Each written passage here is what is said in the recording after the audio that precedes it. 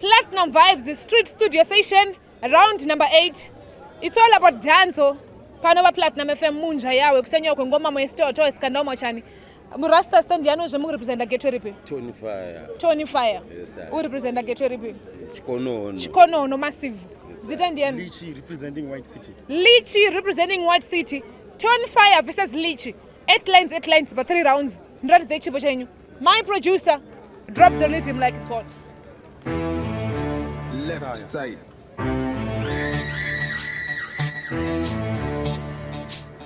Tony Fire, but man dark. Atatan dark. Tatita chipinda kakufainari. Tengeta wakutongoda chiwerari.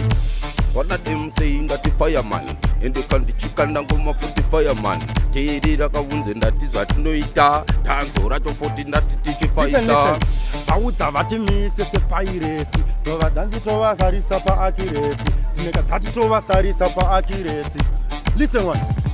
Vari koteko havasi kuziva tabuda chikokoko kuti tiri kukanda mablo avawandira testemano nanjondo ai original Wana dim tikati Tony Fire tatantak vari kuti tak amise ponte makiyenda ti fireman ndabva zvangu kandati nechikono hono ndowaratidza kuti nini ndiri mukono towari wakafuti wobuda zibhono tatantak vari kuti tak munozvita kanjani pese patafamba voti mhoresa wagwan original big things you're the slogan tarira shekubud tauya nemotende uri kubaka sezoto chiedza kumafans tokupa yesando kimi munoti papawa topinda zvine musendo Wana dim tikati fireman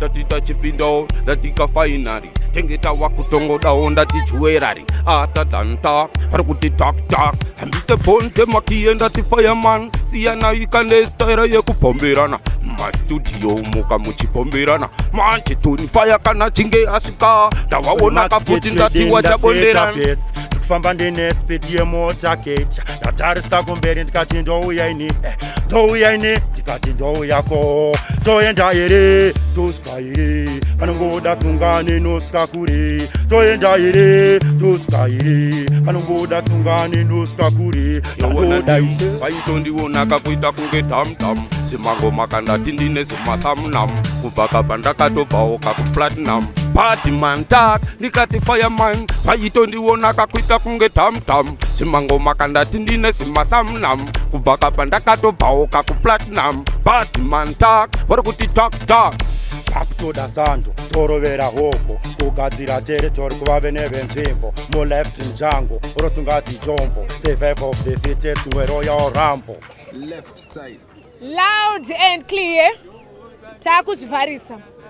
Zvezuva ranhasi tatiri panonzi pamzimba muno National and West. Imash West much best promoting local talent, local artists. I am a favorite musical host Njonda Kadzi. I came from West. I am the best above the rest. Platinum FM. Follow us on the Facebook page. You know the Platinum FM. X and Instagram Platinum FM ZW. And subscribe to our YouTube channel. You know the Platinum FM Digital. Wakatongodaro unova batana nesu. Yawa mabe yangu mu comment section. Pama round kuva 1 kusvika ku 8. Aungashewa unofila kuti Njonda Kadzi. Uyane chipo. Just be honest mu comment section imomo. Wangatozoti wawafila kuti uyu mupushei. Ane ndandi uyu. Ndio unongochingotawura zita rake kubva pa round 1 kusvika pa round 8. Let's call it a day for today. Nekufamba kwenguva kuzvimberiko kuku kukaroid no yako nekune dzimwe nzvimbo dzakasiyana. Peace.